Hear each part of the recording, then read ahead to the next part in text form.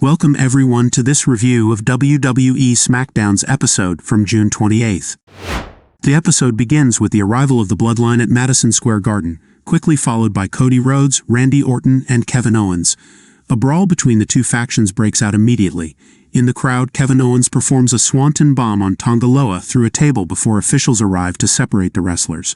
Nick Aldis asks Cody, Randy, and Kevin to leave, but the wrestlers refuse and even attack the security members. Kevin Owens grabs the mic and says there was no question of waiting until next week for the fight, and Orton states that he plans to take down the Bloodline once and for all. Cody Rhodes laments that with a sold-out MSG, he should be defending his undisputed WWE Championship, but instead he has to deal with the Bloodline. Nick Aldis returns with New York police officers to escort Rhodes, Orton, and Owens out of the ring. What an electrifying start to the show. This is exactly what we love.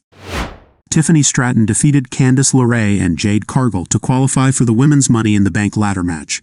Nia Jax was ringside to support Stratton, while Bianca Belair came to support Cargill, and especially to prevent Jax from intervening. While Jax and Belair were arguing, Indi Hartwell appeared and attacked Cargill. However, her interference didn't help LeRae. The Poison Pix's attempted moonsault failed, and Stratton showed her how it's done with a prettiest moonsault ever that secured her the victory. With this, Stratton positions herself as the favorite to win the briefcase. Paul Heyman announces to Solo Sikoa that Cody Rhodes, Randy Orton, and Kevin Owens have been evicted from Madison Square Garden tonight. Heyman also asks Sikoa where Jacob Fatu is, but Sikoa responds that he is not in the arena because he is too dangerous. Sikoa then announces to Heyman that he will officially make him his Wiseman tonight. LA Knight defeated Logan Paul and Santos Escobar by pinfall to qualify for Money in the Bank. All three men had their moments in a competitive match, but everything changed when Paul asked Tyrese Halliburton, star of the Indiana Pacers, to bring him his brass knuckles. However, Jalen Brunson, who was in the audience, intervened and stopped him before referees intervened to separate them. In the confusion, LA Knight hit his BFT on Escobar, but Logan Paul countered with a roll-up on LA Knight. Knight then countered with his own roll-up for the victory. After the match, LA Knight found himself surrounded by Logan Paul and Tyrese Halliburton, but Jalen Brunson returned with a chair. Logan Paul and Tyrese Halliburton eventually left the ring.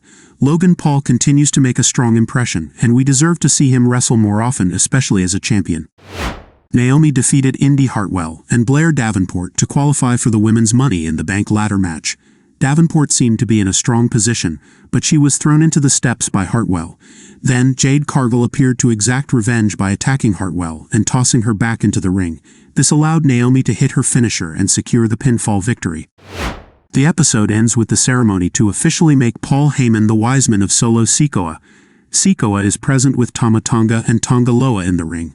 Paul Heyman begins to speak, but Solo Sikoa interrupts him. He brings out Jacob Fatu, much to the surprise of Paul Heyman, who was told by Sikoa that Fatu was absent tonight.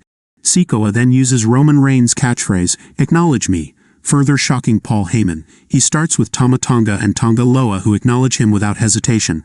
Then he turns to Jacob Fatu, who also acknowledges him. Finally, Solo asked Paul Heyman to recognize him as his tribal chief. But guess what? Heyman categorically refuses. "You're not my tribal chief," Heyman shouts, and then all hell breaks loose.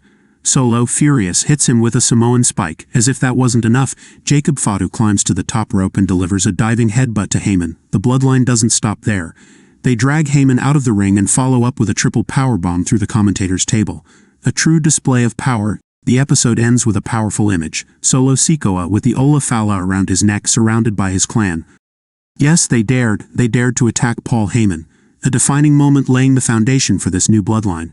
We have to commend Paul Heyman's bravery for standing up to Solo Sikoa, fully aware of the consequences of not acknowledging him. Special mention to Heyman's acting, which has been top-notch these past weeks. Now we'll see where this Bloodline heads without their Wiseman, and things are setting up for the return of the true tribal chief Roman Reigns, who won't let this attack on Paul Heyman go unanswered. At Money in the Bank or SummerSlam, we can't wait to see what happens next. That's it for this review. Did you enjoy this episode of WWE Smackdown? Until the next video, take care. See you soon.